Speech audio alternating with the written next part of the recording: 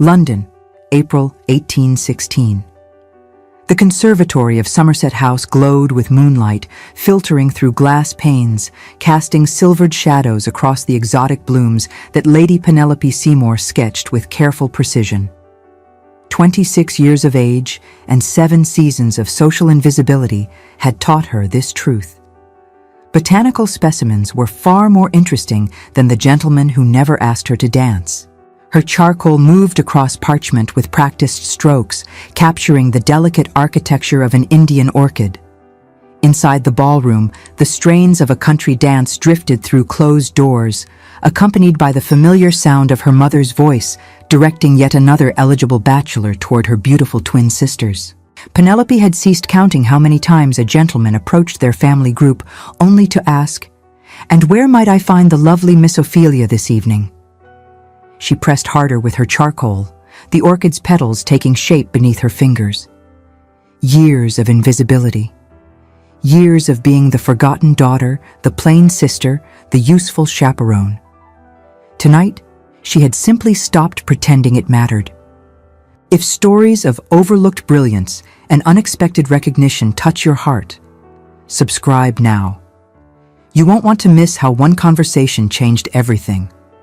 The conservatory door opened with a soft creak. Penelope froze, her hand suspended above the drawing. She had chosen this refuge specifically because no one ventured here during balls. The exotic plants held no appeal for guests seeking gossip and matrimonial prospects. Finally, a deep male voice muttered with palpable relief. A room without simpering debutantes discussing the cut of someone's spencer. Penelope remained perfectly still in her shadowed corner, hoping the intruder would leave. Through the gap between 2 potted palms, she glimpsed a tall figure in impeccable evening dress, dark hair slightly disheveled as though he had been running his hands through it in frustration. Lord Felix Ashford, Marquess of Thornbridge. Even Penelope, who avoided society gossip as one might avoid the plague, knew of him. Returned from India after 10 years abroad, possessed of an immense fortune and an even more immense reputation for insulting every eligible young lady in London. Just last week at Almack's, he had reportedly told Lady Diana Fitzgerald that her conversation held all the intellectual depth of a puddle. The patronesses had nearly banned him on the spot. The Marquis moved deeper into the conservatory, examining the plants with what appeared to be genuine interest rather than the affected appreciation most gentlemen displayed. He paused before a flowering specimen near Penelope's hiding spot, leaning close to study its unusual blooms. "Magnificent," he murmured. "Dendrobium nobile, unless I am much mistaken. I have not seen one so healthy outside of Bengal." Despite herself, Penelope spoke. "You are mistaken, my lord. That is Dendrobium aggregatum, distinguished by the clustering pattern of its pseudobulbs and the deeper yellow pigmentation." The Marquis spun toward her voice, eyes narrowing as he attempted to locate her in the shadows. "I stand corrected. You have knowledge of orchid taxonomy?" "I have made a study of it." "In England? How remarkably unusual." He moved closer, though the darkness still concealed her features. "Most young ladies of my acquaintance can scarcely distinguish a rose from a tulip, yet claim expertise in all things botanical because they once pressed flowers in a book." "Perhaps you have been speaking with the wrong young ladies." A sound emerged from the Marquis that might have been a laugh, though it carried more surprise than humor. "Indeed, it would seem I have been." He gestured toward the orchids. "You must forgive my presumption. I fled the ballroom seeking respite from conversations about ribbons and weather. I did not expect to find someone who could actually identify Dendrobium aggregatum in the dark. The pseudobulbs are quite distinctive if one knows what to look for. As is your knowledge, apparently." The Marquis settled onto a bench near her position, maintaining a respectful distance. "Tell me, what brings a lady of botanical learning to hide in a conservatory during what I am reliably informed is meant to be the social event of the season?" Penelope hesitated. Something in his tone suggested genuine curiosity rather than the polite condescension she had endured from countless others. Perhaps I, too, find conversations about ribbons rather tedious. A kindred spirit. The satisfaction in his voice was unmistakable. How refreshing. I had begun to believe London society consisted entirely of vapid ornaments seeking advantageous marriages through strategic deployment of fan fluttering. Your views on English ladies are well documented, my lord. Ah, so you know who I am. He did not sound particularly concerned by this revelation. And yet you continue to converse with me despite my apparently scandalous reputation. Either you are remarkably tolerant of social pariahs, or you share my poor opinion of society's judgment. Perhaps both. Penelope found herself relaxing despite the peculiarity of the situation. Though I confess, your comments at Almack's were rather cutting. Lady Diana asked me what I thought of her new gown. I answered honestly that I thought very little of it, as I generally think very little of fabric until it requires replacement. She interpreted this as an insult to her person, which was not my intent, though I admit it may have been my failure in communication. He paused. You disagree with my assessment? I disagree with your method. Honesty need not be weaponized. Interesting. The word carried genuine consideration. You believe I am weaponizing honesty rather than simply providing it? I believe you have spent 10 years in a place where directness was valued, and you have returned to a society that prizes subtle artifice.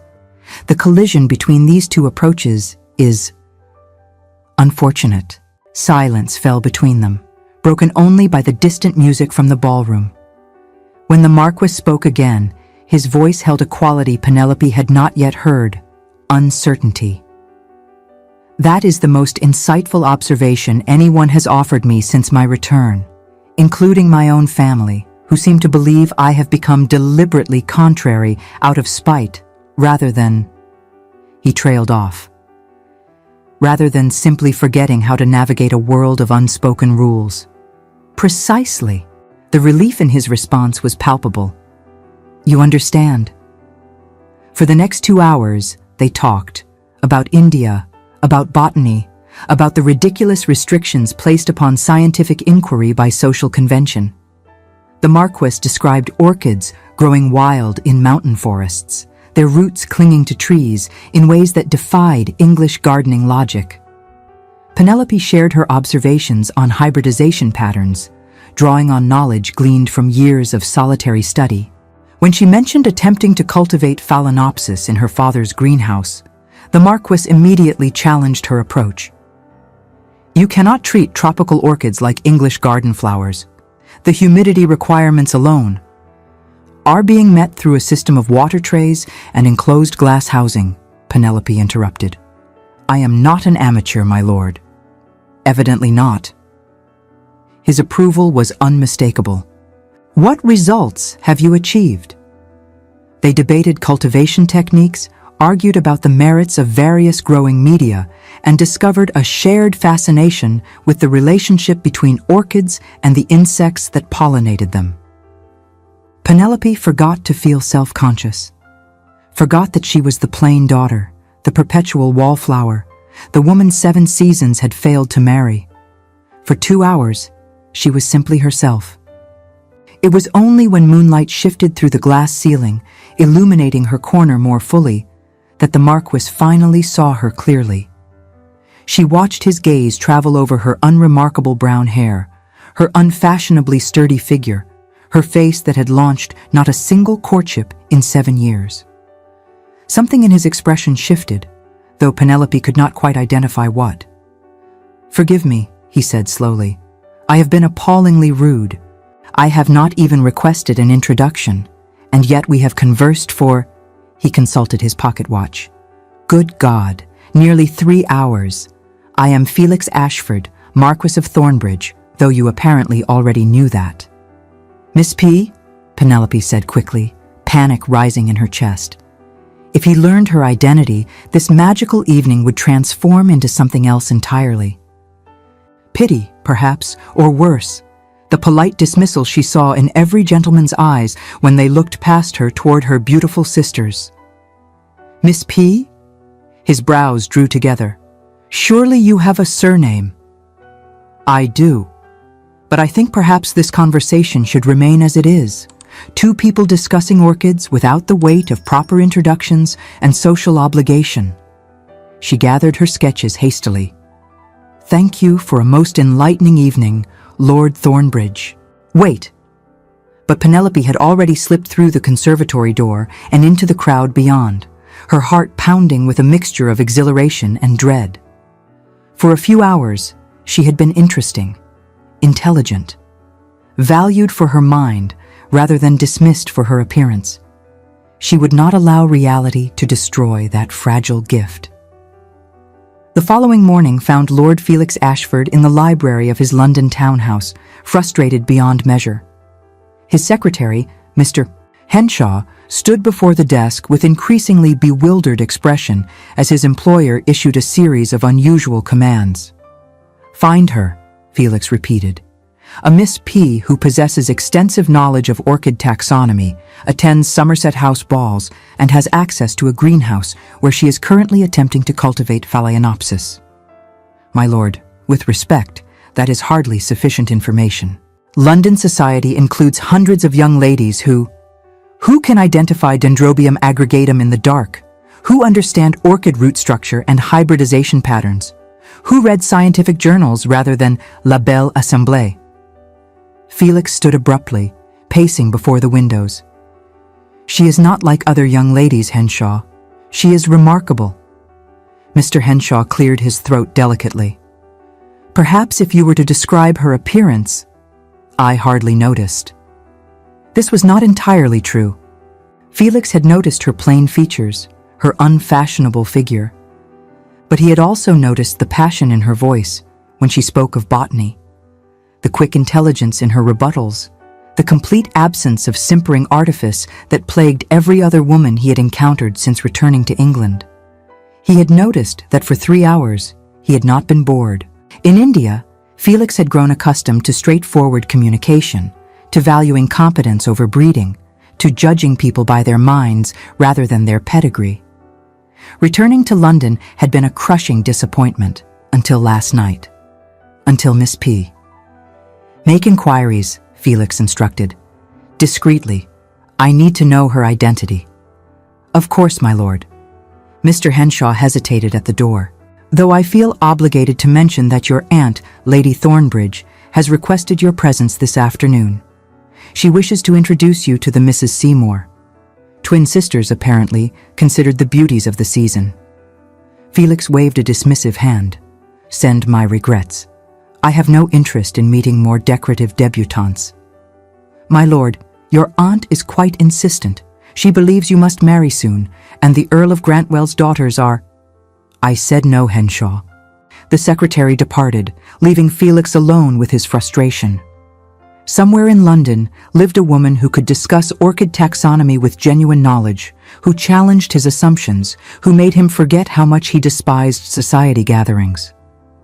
A woman who signed herself simply Miss P and then vanished like morning mist.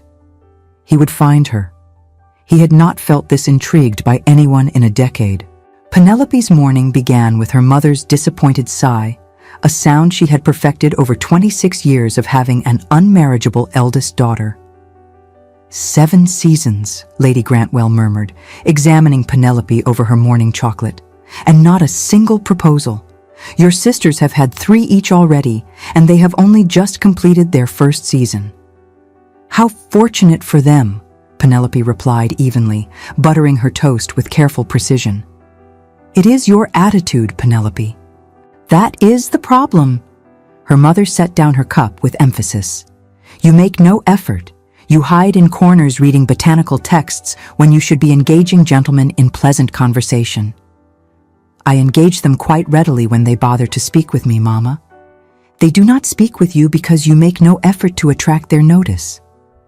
Lady Grantwell's voice rose slightly. "Look at your sisters. Ophelia and Cordelia understand the importance of being agreeable, of smiling, of discussing topics that interest gentlemen rather than boring them with with plant nonsense. Penelope took a careful sip of tea, willing herself to maintain composure. 7 seasons of this same conversation had worn her patience thin, but experience had taught her that arguing only made matters worse.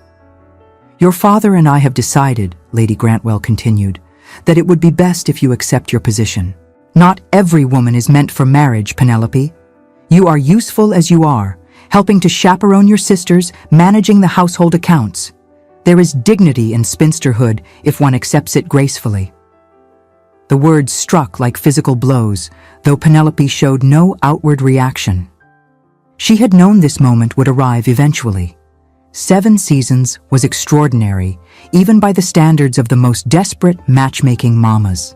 At some point, even the most optimistic family had to acknowledge defeat.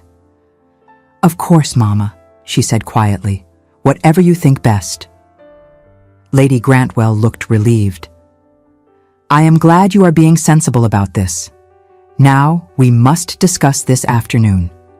Lady Thornbridge has requested an introduction to the girls. Apparently her nephew has just returned from India with an enormous fortune. The Marquis of Thornbridge, though I have heard rather alarming things about his manners." Penelope's teacup clattered against its saucer. "Lady Thornbridge?" "Yes. Why do you look so pale? You are not acquainted with the family, surely?" "No, Mama. Of course not." But her heart hammered in her chest. The Marquis of Thornbridge. Felix Ashford. The man from the conservatory who had spent 3 hours discussing orchids with her. Who had looked at her intelligence with appreciation rather than dismissal. The man who had no idea he had been conversing with the unmarriageable Miss Penelope Seymour, eldest and plainest daughter of the Earl of Grantwell. "Good.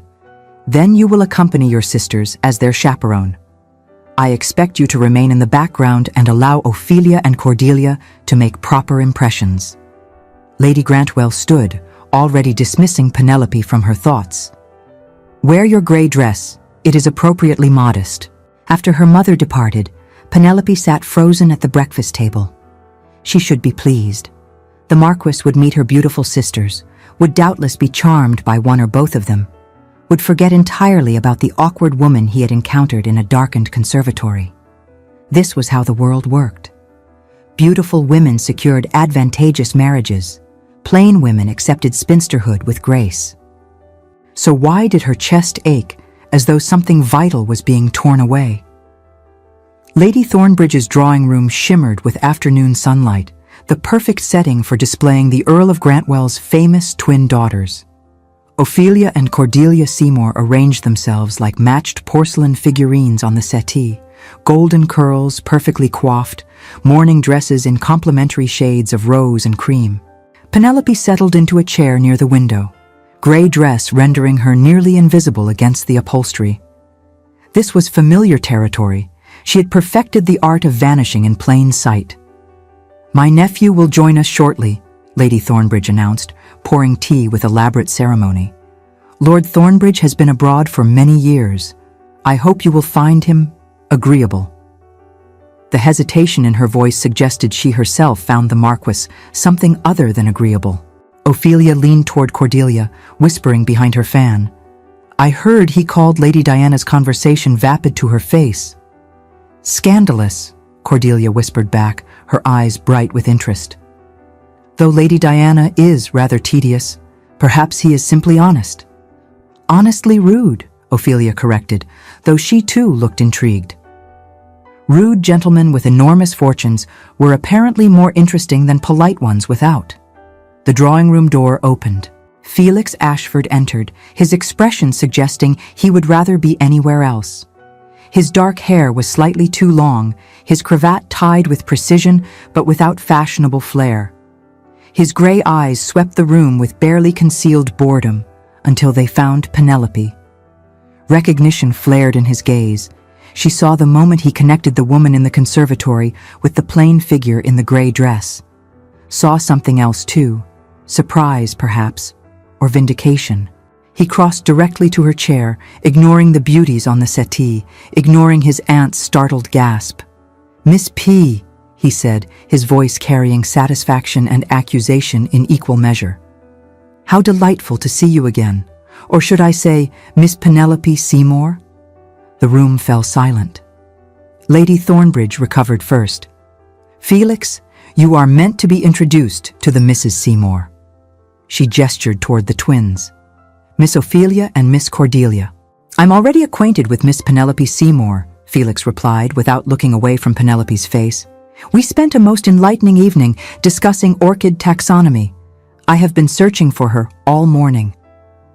Ophelia's fan stopped mid-flutter. Cordelia's eyes widened. Lady Thornbridge looked as though she might faint. Lady Grantwell, arriving behind her daughters, recovered her composure with remarkable speed. There must be some misunderstanding, Lord Thornbridge. Penelope does not attend social events. She serves as chaperone for her younger sisters. I attended the Somerset House ball last evening, Mamma, Penelope said quietly, finding her voice at last. In the conservatory. The conservatory? Lady Grantwell's tone suggested Penelope had confessed to something scandalous. Why on earth would you go to the conservatory? To sketch the orchids. Penelope met Felix's gaze directly.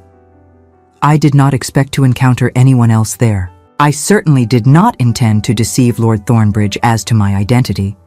Yet you signed yourself Miss P. and fled before I could learn your surname, Felix said. His tone was not accusatory, merely stating facts. Why? Because years of social disappointment had taught her that men did not want intelligent conversation from plain women. Because she had not wanted pity to replace the respect she saw in his eyes. Because for 3 hours she had been valued for her mind rather than dismissed for her appearance. She could not say any of this in a drawing room full of witnesses. I thought it better to preserve the evening as it was, she said instead, without the complications of proper introductions. Understanding flickered across Felix's face. Complications, he repeated slowly. You mean the complications of me discovering you were the Earl of Grantwell's eldest daughter, rather than one of these... He gestured vaguely toward the twins. Ornamental debutantes I was presumably meant to court? Lady Thornbridge made a strangled sound. Lady Grantwell looked apoplectic. Ophelia and Cordelia exchanged glances that suggested they were not entirely offended by being called ornamental. Felix turned to his aunt with deliberate formality. I apologize for my rudeness, Aunt. However, I must be clear.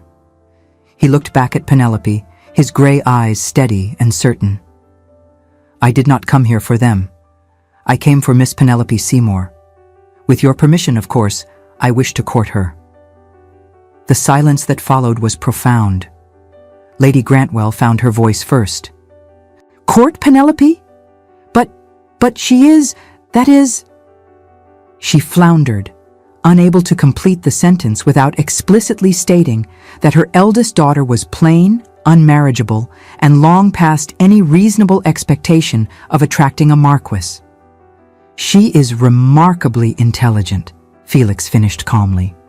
She possesses extensive knowledge of botany, can identify orchid species in low light, and engages in genuine intellectual discourse rather than meaningless social pleasantries.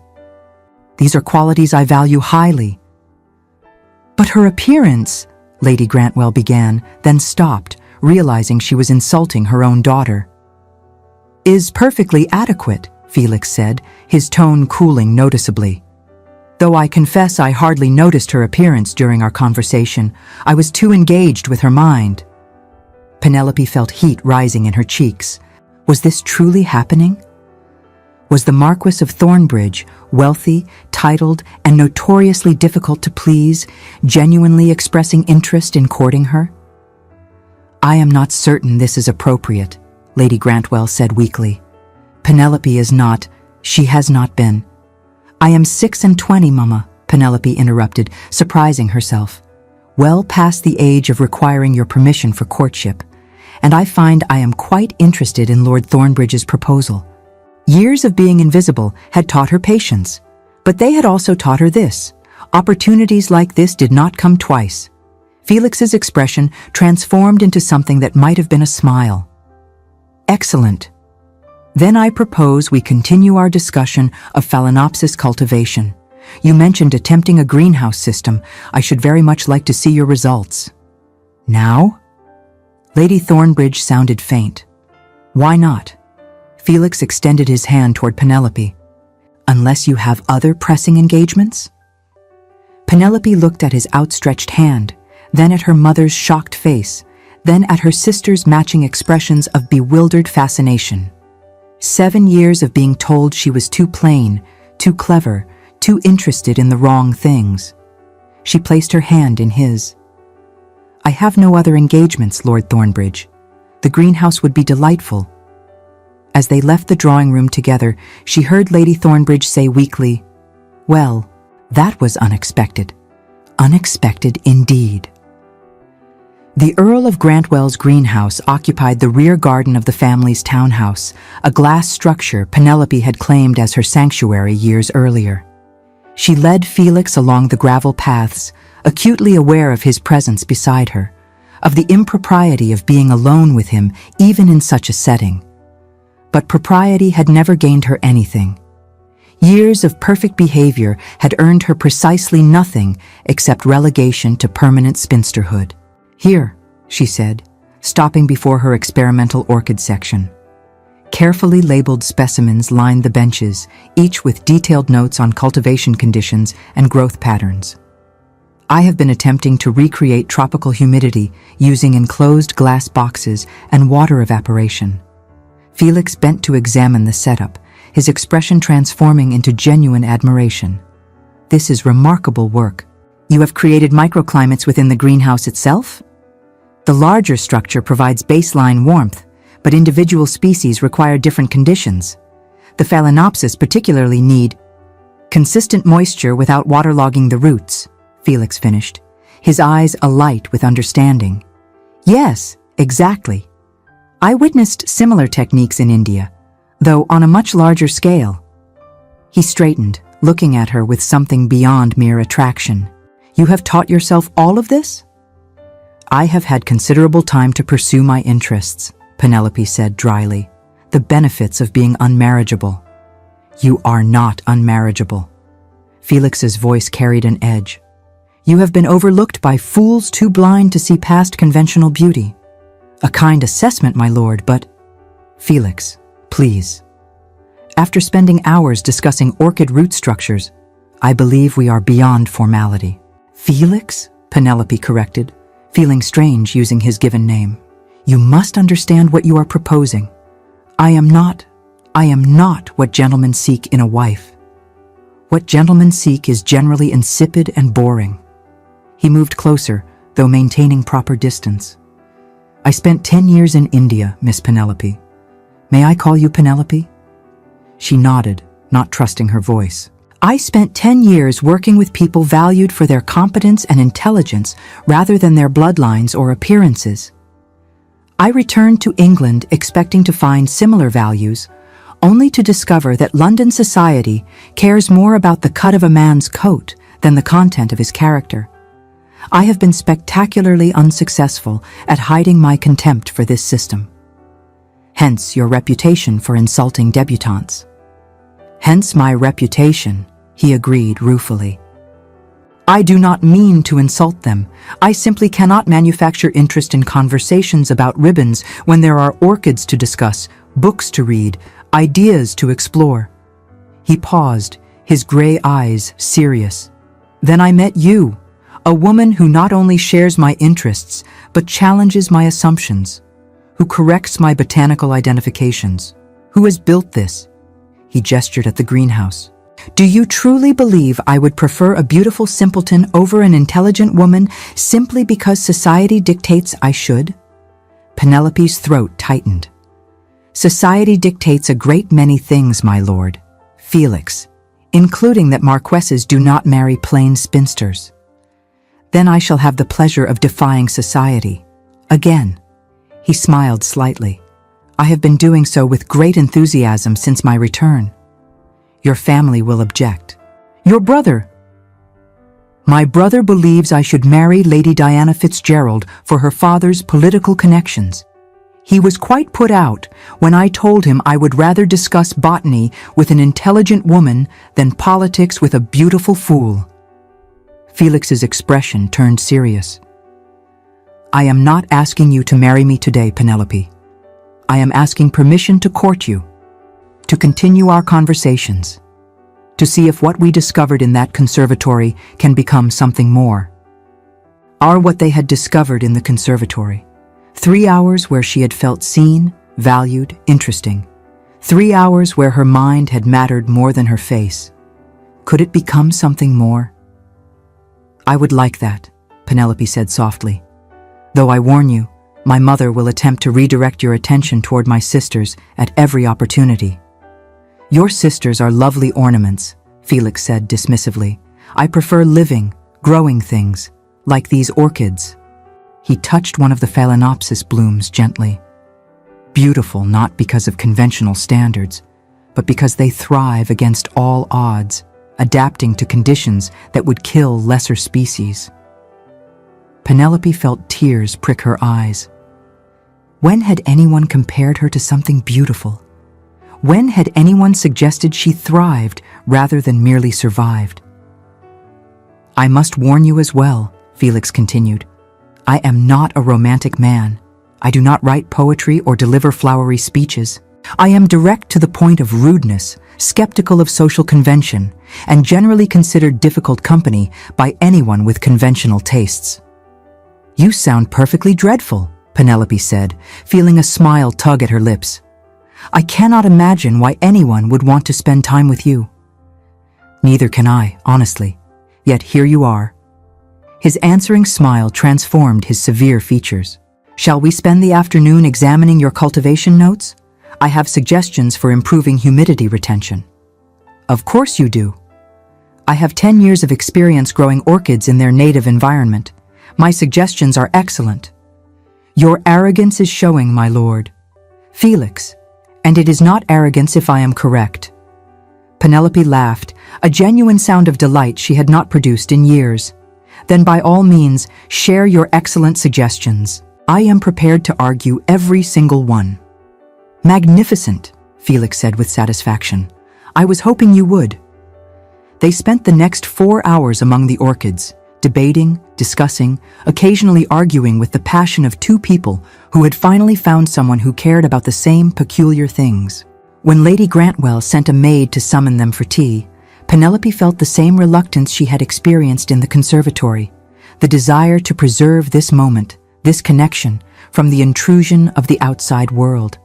But Felix simply extended his arm. Shall we face society's judgment together? Penelope placed her hand on his arm. Together, she agreed. It felt like a promise. The subsequent 6 weeks were unlike anything Penelope had experienced in 7 seasons of social disappointment.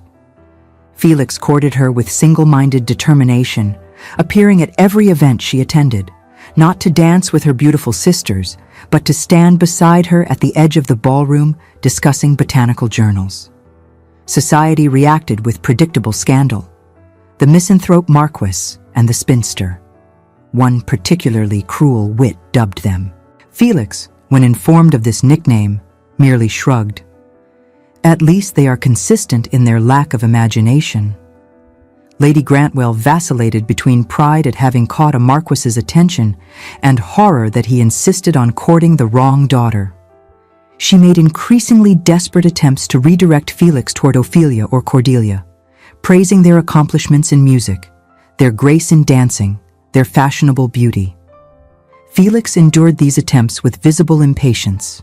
Finally, during one particularly determined speech about Ophelia's skill at the pianoforte, he interrupted. Lady Grantwell, with respect, I have no interest in musical accomplishments. I cannot carry a tune. I find extended musical performances tedious, and I would rather discuss scientific advances than listen to another young lady murder a Mozart sonata. Your eldest daughter shares my intellectual interests. That is infinitely more valuable to me than the ability to play instruments. Lady Grantwell looked as though she had been struck. Ophelia, overhearing from across the drawing room, whispered to Cordelia, "Is it terrible that I find him rather refreshing?" Horribly rude, Cordelia agreed, but at least he is honest about what he wants. The twins, to Penelope's surprise, became her unexpected allies.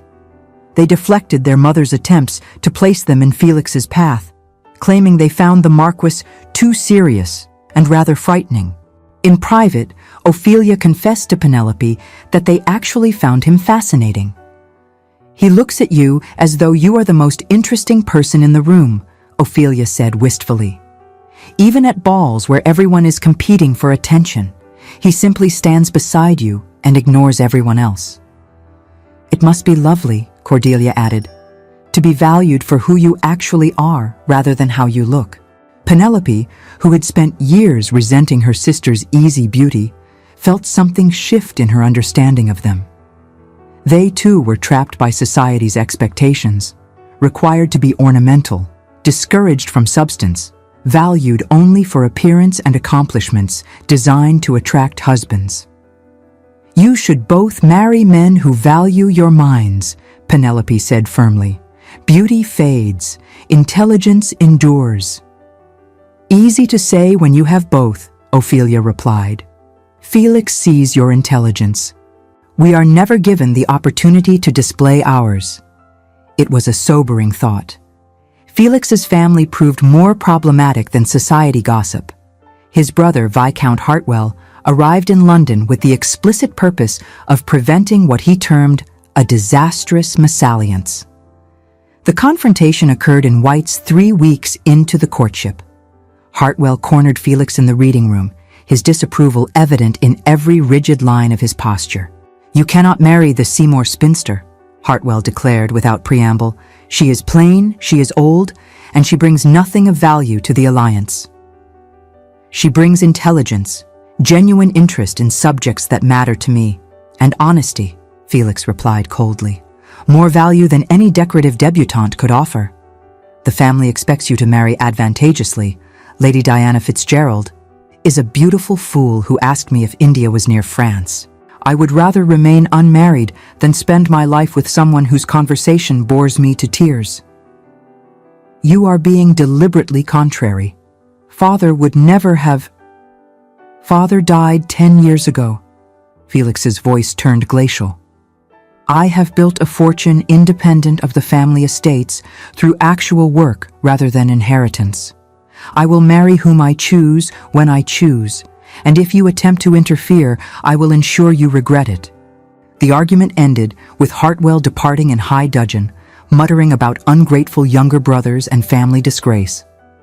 The following afternoon, during their daily walk in Hyde Park, Felix recounted the confrontation to Penelope with barely suppressed fury. She felt both pride and concern as he described his brother's objections. "You should not estrange yourself from your family for my sake," she said quietly. "I am not estranging myself for your sake," Felix corrected.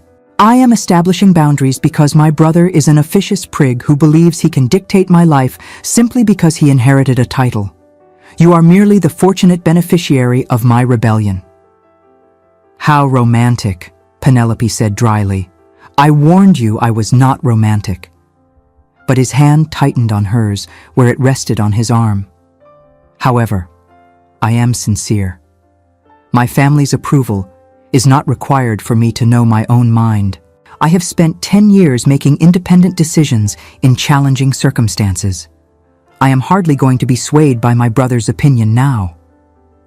Despite his confidence, Penelope worried. Society's disapproval she could endure. She had weathered it for years. But alienating Felix from his family seemed too high a price. Lady Thornbridge, surprisingly, proved to be an unexpected ally. Felix's aunt appeared at the Grantwell townhouse one afternoon, requesting a private interview with Penelope.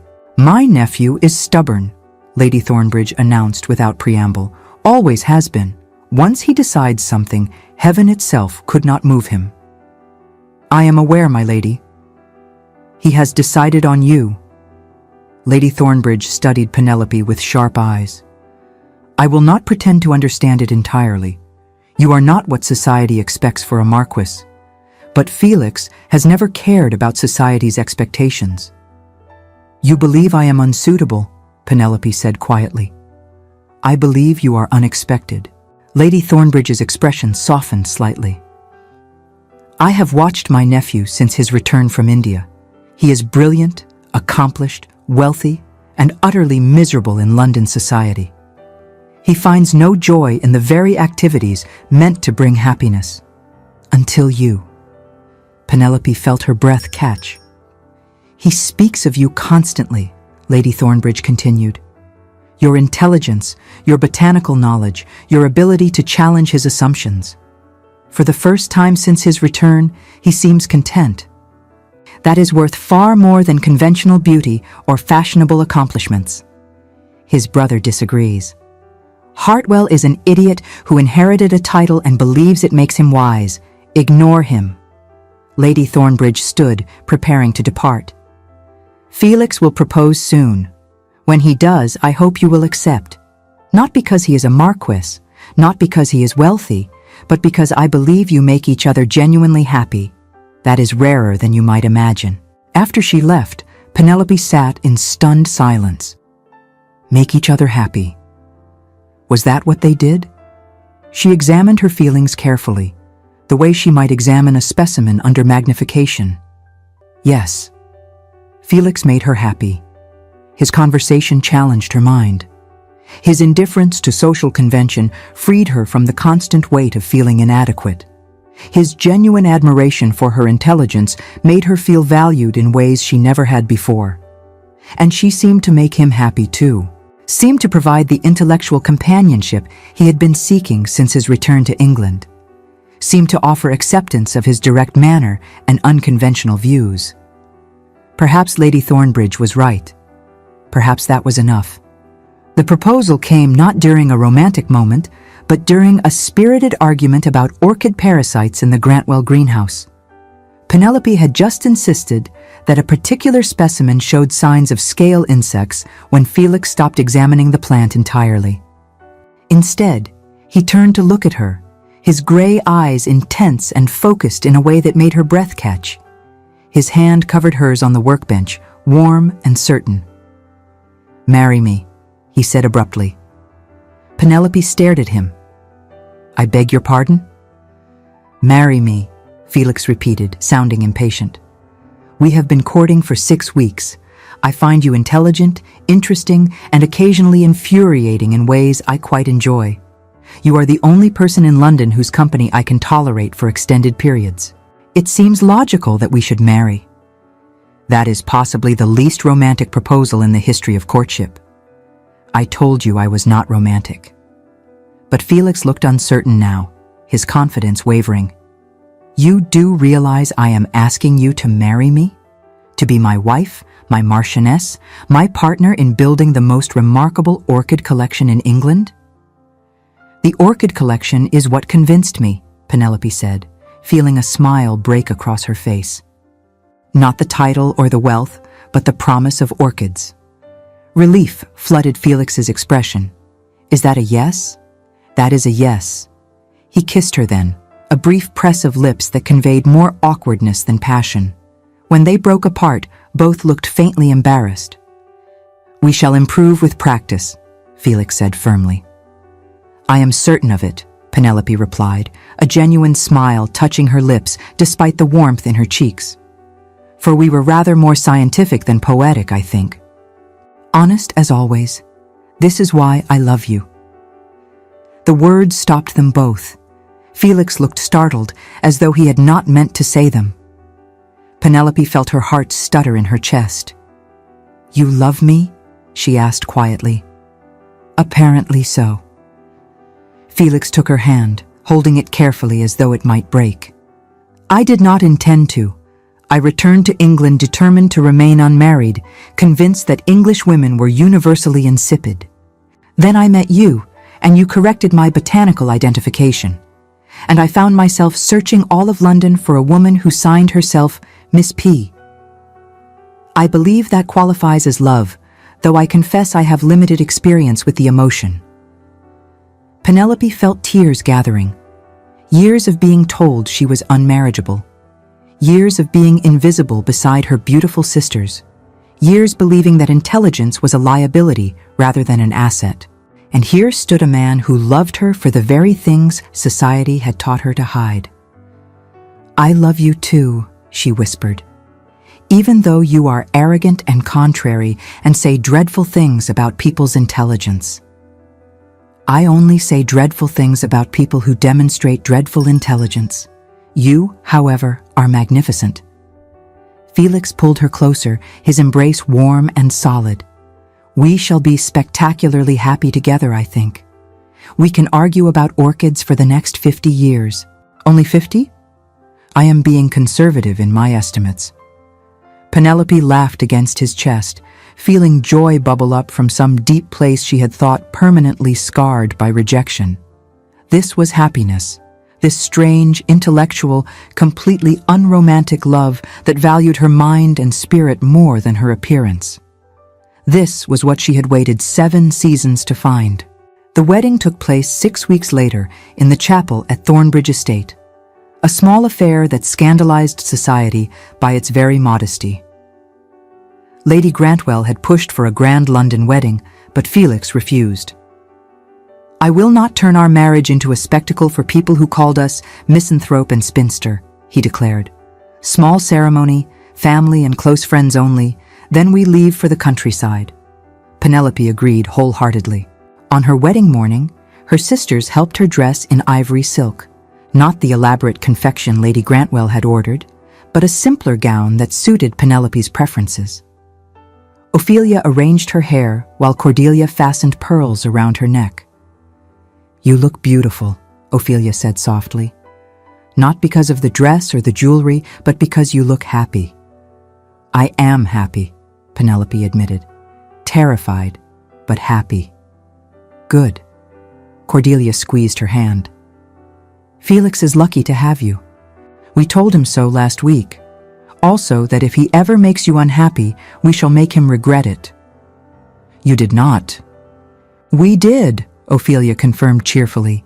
"He looked startled, then amused, then promised he had no intention of making you unhappy. I believe him." So did Penelope. The ceremony was brief, the vows spoken clearly despite her trembling voice. When Felix placed the ring on her finger, his hand was steady, his gray eyes warm with promises they would spend years fulfilling. "I present Lord and Lady Thornbridge," the vicar announced. Penelope looked up at her husband, and saw her own wonder reflected in his face. Against all odds, against all society's expectations, they had found each other. The wedding breakfast was equally modest, though Lady Thornbridge had managed to invite half of London despite Felix's objections. Penelope endured the congratulations with grace, noting the whispers that followed her everywhere. The unmarriageable spinster who had somehow captured a marquis. The plain woman who must have employed some trick, some manipulation, some inexplicable appeal that defied logic. Penelope even observed her mother, Lady Grantwell, accepting congratulations from guests with an air of bewildered pride, as though she had somehow orchestrated this improbable and prestigious match all along. Let them whisper.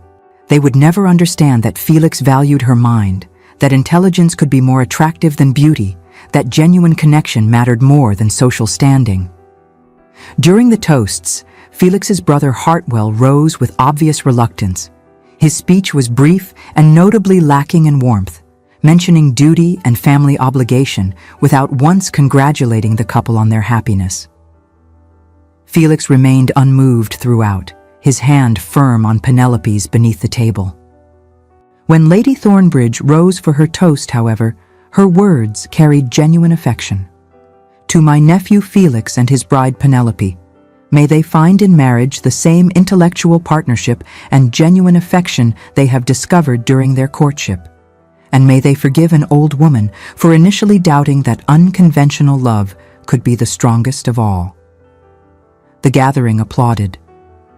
Felix leaned close to Penelope's ear. "Are you ready to depart?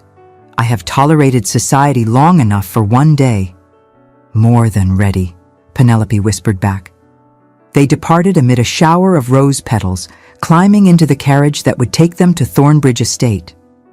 As London faded behind them, Penelope felt the weight of 7 seasons finally lift from her shoulders. She was married, she was valued, she was loved. Not despite her intelligence, but because of it. 6 months later, Penelope stood in the conservatory of Thornbridge Estate, reviewing the illustrations for her botanical text. Felix had insisted she publish her work, had connected her with his scientific contacts, had championed her research to anyone who would listen. The book was nearly complete, a comprehensive guide to orchid cultivation in English climates, illustrated with her own drawings. The dedication read, "To Felix, who saw beauty in what others overlooked."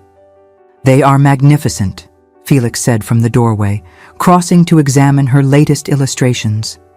"Your publishers will be thrilled. You may single-handedly revolutionize English orchid cultivation." "You are biased. I am honest. Your work is exceptional." He wrapped his arms around her from behind, resting his chin on her shoulder. "I received a letter from Lord Hartwell today. He wishes to apologize for his behavior at our wedding." What prompted this change of heart? Apparently his wife informed him he was being an insufferable prig. "She read several passages from your botanical texts and declared me the wisest man in England for recognizing your value." Felix sounded amused. "My sister-in-law has better judgment than I credited." Penelope turned in his embrace, studying his face. Marriage had softened some of his severity, though he remained as direct and occasionally tactless as ever. But now she knew the warmth beneath his austere exterior, the kindness he showed in practical ways rather than flowery speeches. "Do you ever regret it?" she asked. "Marrying the unmarriageable spinster instead of a suitable debutante?" Felix's expression turned serious. "Never. Not once. You are my intellectual equal, my dearest companion, my partner in creating something meaningful rather than merely producing heirs and attending tedious social events." He kissed her forehead gently. "Society called us misanthrope and spinster. I prefer to think of us as two people who refused to accept less than we deserved." "And what did we deserve?" "Each other." Felix smiled, that rare expression that transformed his austere features. "Now come. The new orchid specimens arrived from India this morning.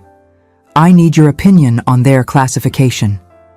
Penelope laughed, allowing him to pull her toward the greenhouse. This was her life now, days filled with scientific discourse, intellectual partnership, and the quiet joy of being valued for precisely who she was. 7 seasons of being overlooked had taught her patience. But they had also taught her this: the right person would see her clearly, would value her intelligence, would love her not, despite her unconventional nature, but because of it. Felix had been worth the wait. They had both been worth the wait. Dear listener, perhaps you too have stood in ballrooms feeling invisible, watching as others are chosen while you remain unseen. Perhaps you have hidden your intelligence, muted your passions, tried to fit yourself into shapes that society finds acceptable. Perhaps you have been told, subtly or explicitly, that who you truly are is somehow not enough. Penelope's story reminds us that being overlooked by the wrong people is not failure, it is protection. Every person who could not see her value was simply clearing space for someone who would. Her 7 seasons of waiting were not wasted years, but years that taught her to value herself, to develop her passions, to become someone substantial enough to recognize genuine love when it finally arrived. Your intelligence is not a liability. Your unconventional interests are not shameful. Your refusal to diminish yourself is not the problem. You are not too much or too little. You are precisely as you should be, waiting for people wise enough to recognize your worth. Tonight, know that you are seen. The right people will find your mind fascinating, your passions compelling, your authentic self irresistible. The wait, though painful, is protecting you from connections that would require you to be smaller, quieter, less yourself. Rest in the knowledge that you are valuable exactly as you are. Thank you so much for staying with us until the end of Penelope and Felix's journey. If this story of overlooked brilliance and unexpected love touched your heart, please like, subscribe, and share it with someone who needs to hear that intelligence and authenticity are beautiful. Your support helps us continue creating stories that celebrate unconventional love and the triumph of being truly seen.